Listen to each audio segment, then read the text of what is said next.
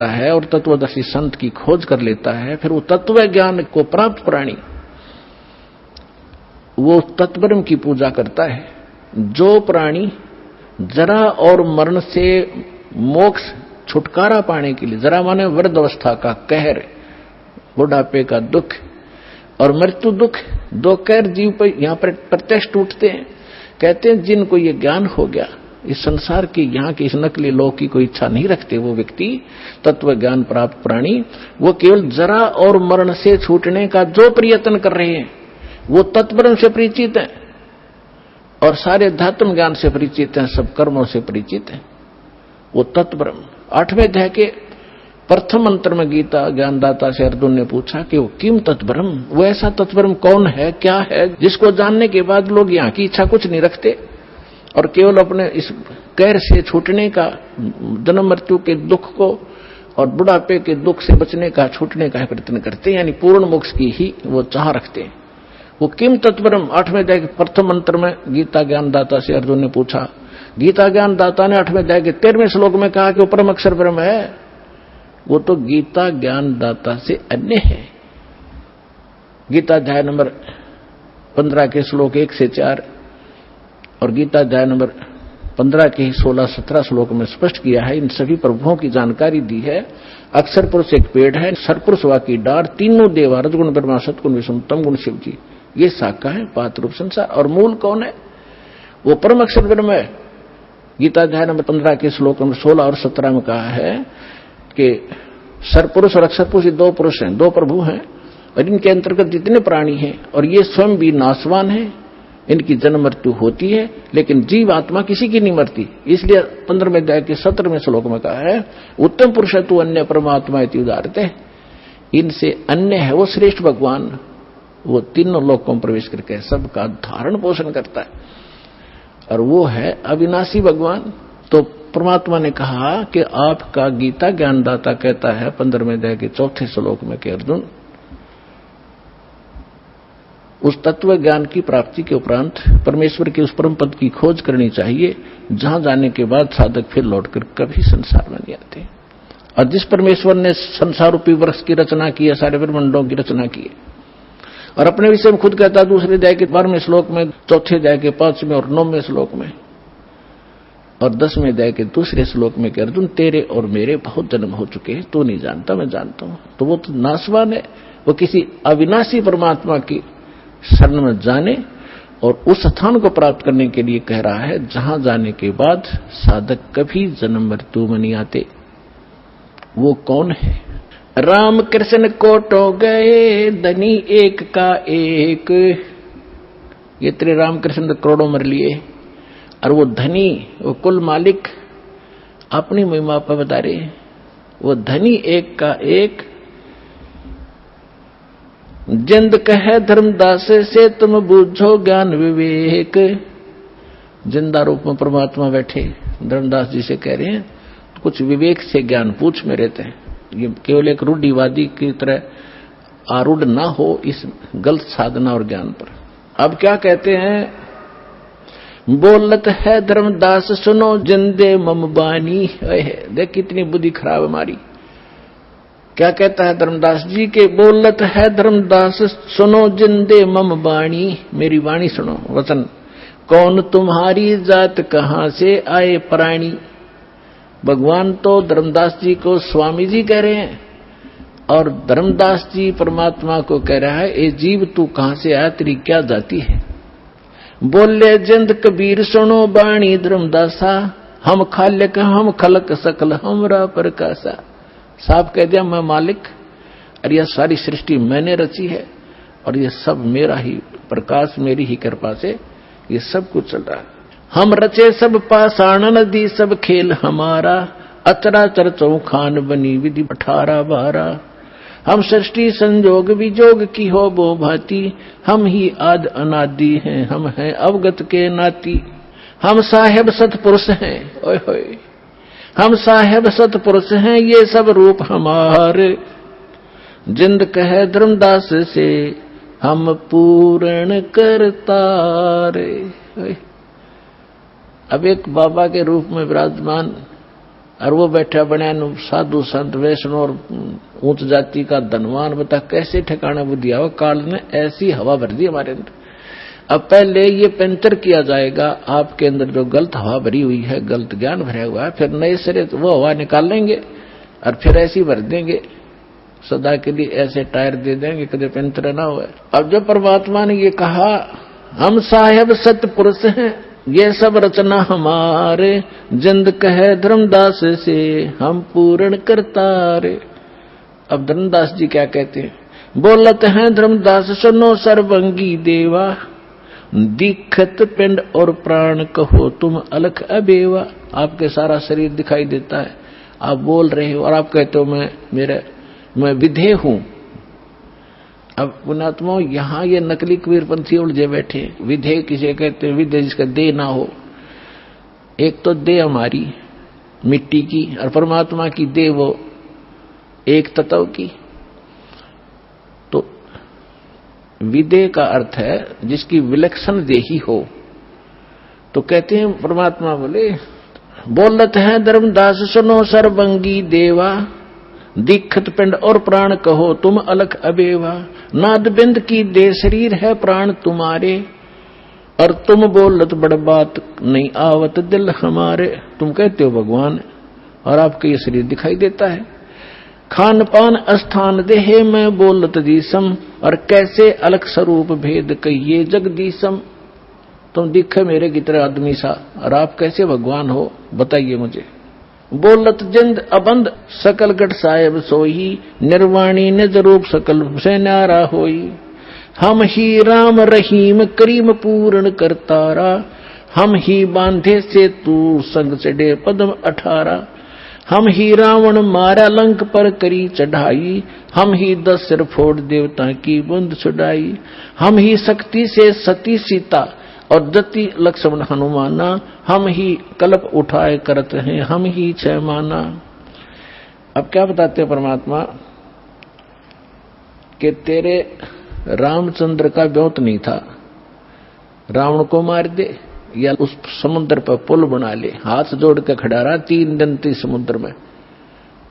जब हमने जाकर के वहां एक पहाड़ के चारों तरफ रेखा खींच दी थी अपनी सोटी तय डंडी तय, और वो पत्थर हल्का कर दिया था, फ्लोटिंग बना दिया था सिद्धि तय। और ये अनुमान अर्थ बाद में उन्हें ठाठा लाए थे और जब बना था। और रावण मरे था राम पर, जब बखलकती अंदर से पुकार की थी हमारे को, जब हमने जाके तीर ठोका था, हम दिखाई नहीं देते, हमारी देह ऐसी है। फिर कहता है बोलत है धर्मदास जननी को थारी। परमात्मा कहते क्षण में धरती पग धैरू और क्षण में आकाश, हमरी गति कोई ना लखे सुन ले धर्मदास। नानक साहब जी कहते हैं अंधुला नीच जात परदेसी मेरा, छिन्न आवे चल जावे। 1 सेकंड में या 1 सेकंड में देखो ऊपर पावे, और ताकि संगत नानक रहंदा कैसे मोंढा पावे, उसका अंत कैसे पा सकता है। बोलत है धर्मदास जिंद जननी को थारी। ए जिंदा तेरी माँ कौन है, तेरी जननी कौन है। कौन पिता परवेश कौन गतरैन आधारी, क्यों उतरे कल माई को सब भेद बिचारा। तुमने जो पूर्ण ब्रह्म का अनपान आहारा। कौन तुम्हारा धाम नाम सुमरण क्या कहिए, तुम व्यापक कल माई तो कहाँ सायब रहिए। कौन देह स्नेह नैनन मुख नासा नेहा, तुम दिखत हो मनुष्य कौन विद जिंद विदेहा। तुम दिखो आदमी हो और कहते विदेह हूं मैं। परमात्मा कहते गगन शून्य में हम रहे, गगन शून्य में टॉप मोस्ट प्लेस पर, गगन शून्य में हम रहे व्यापक सभी ठोरे। हृदय रैन हमारे है फूल पान फल मोरे। अब जैसे सूर्य आकाश में है और पृथ्वी पर व्यापक भी है, क्योंकि उसका प्रकाश उसकी उष्णता यहां प्रभाव करी। परमात्मा कहते हैं मेरा एक निज स्थान सतलोक है, वहां मैं रहता हूं और मेरी जो शक्ति है वो सब जगह व्यापक है। हम उतरे तुम काज सुन से किया पियाना, शब्द रूप धर देह समझ बानी सुरगाना। हम तुम्हारे कारण ऊपर सुन से उतरे हैं, एज इट इज आए हैं हम।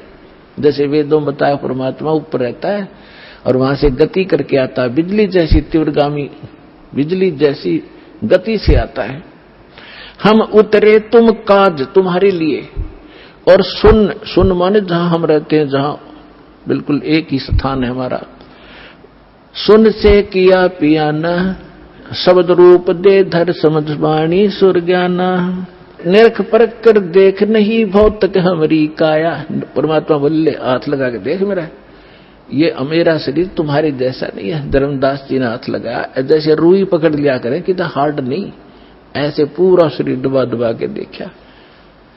नरक परख कर देखना नहीं हमरा भौतिक काया। हम उतरे तुम काज नहीं कुछ मोह ना माया। तुम दुखी पा रहे हो, भटक रहे हो, दुख पा रहे, इसलिए तुम्हारे कारण मैं यहां आया हूं। फिर क्या बताते हैं परमात्मा, सुन गगन में हम बसे हैं, अब पृथ्वी आसन थी ही रे। परमात्मा कहते हैं हम सतलोक में रहते हैं और अब तेरे सामने बैठा हूं। गगन सुन में हम बसे, पृथ्वी आसन थी ही रे। धर्मदास धोखा दिला, अब छानो नीर और खीर। अब दूध पानी निरख ले, कौन भगवान है, तू किसकी पूजा कर रहा है, क्या साधना करनी चाहिए। फिर क्या बताते परमात्मा, ना जन्मू ना मरूं और मैं ही आऊं जाही। क्योंकि परमात्मा कहते मैं ही आता और जाता हूं, एज इट इज जाता हूं, एज इट इज आ जाता हूं, मैं किसी जन्म नहीं लेता। शब्द विहंगम सोन में ना मेरे धूप न छाही। बोले जिंद सुनो धर्मदासा, हमरे पिंड प्राण नहीं श्वासा। परमात्मा बोले सुन ले धर्मदास, हमारे तुम्हारे जैसा शरीर नहीं है, मेरा शरीर श्वास से नहीं है। गर्भ योनि में हम नहीं आए, मादर पिदर ना जननी जाए। शब्द स्वरूपी रूप हमारा के दिखलावे आचार विचारा। और फिर बताते हैं कि जो तू कहता हम हिंसा नहीं करते, हिंसा करने वाला मोक्ष प्राप्ति नहीं कर सकता। अब आप केवल उन्हीं को हिंसक मानते हो जो मुर्गे काटते हैं, बकरे काटते हैं, गायें काटते हैं। वो तो अपराधी हैं ही हैं, ये तो बिल्कुल घोर पाप है। लेकिन पाप तो वो भी है जो तुम सत्य ब्राह्मण की है हत्या, जो चौका तुम देवो नेता। जैसे डेली पोचा मारते हो फिनाइल से, पहले मिट्टी और गोबर से लिपा करते थे। इसमें कहते हैं एक ब्राह्मण की हत्या, भगत ब्राह्मण माने भक्त साधक, वैसे तो किसी की भी हत्या कर दे आदमी की तो भी घोर पाप है, और भगत की हत्या और ज्यादा पापदायक बताई। फिर कहते हैं अगर तुम ब्राह्मण की हत्या को बहुत बुरी मानते हो तो सत्तर ब्राह्मण की है हत्या, जो चौका तुम देवो नित्या। जो तुम रोज चौका लीपते हो ना और फिर रोटी खाना बनाते हो, इतना पाप इकट्ठा हो जाता जैसे 70 ब्राह्मण मार दियो। 70 ब्राह्मण की है हत्या, जो चौका तुम देवो नित्या। ब्राह्मण संसत्या जो होई, जल स्नान करत हो सोई। जिस जोड़ में, जिस तालाब में तू नहा के निकला है और जिसमें जीव जंतु पड़े हैं, जैसे नहाते समय तूने रगड़ रगड़ कर मार डाले। कहते 1000 ब्राह्मण की हत्या कर दी, इतना पाप तेरे कोई सरोवर में इस तीर्थ में स्नान करने से लगा। और बांधवगढ़ से यहां तक कैसे आए हो, पैदल चल के, और वहां से लेकर यहां तक किस उद्देश्य से आए हो, भ्रमण करने के लिए, तीर्थ नहाने के लिए। तो जितने जीव तूने रास्ते में मारेगा वो भी तेरे बैड अकाउंट में होंगे। और जो तुम साधना कर रहे हो वो पापनाशक है ही नहीं। वो तो हमारे पास एक ऐसा मंत्र है, देखो इच्छा कर मारे नहीं, कोई भक्त चिंतित ना हो जा कि पोचा तो हम भी मारते हैं, खाना तो हम भी बनाते हैं, सैर सपट्टा हम भी करना पड़ता है। तो यहां परमात्मा ने बताया कि जैसे आप कपड़ा है, कपड़ा पहनते हो तो उसको वो मैल होगा ही होगा, मैल ना होगा तो उसको साबुन और जल उसका साधन बताया है कि उसको स्वच्छ रखो। जानबूझ कर तो गोबर में गिरा नहीं, वो गिरा तो मूर्ख है, तेल में डबो दे, वो तो महा मूर्ख होगा। उसका तो इलाज क्या है, उसको क्या समझा। जानबूझ के करे नहीं, और ऐसे को स्वाभाविक होता है तो उसका विकल्प है। तो जानबूझ के है जैसे बलि चढ़ाना, ईद बकरीद मनाना, या और भी माता बकरे मांगे, वहां दारू चढ़ती, शराब चढ़ती है, फलान बकवास करते, तो ये नहीं करना, ऐसे करोगे तो पाप है। और ये भी पाप है जो आप डेली करते हो।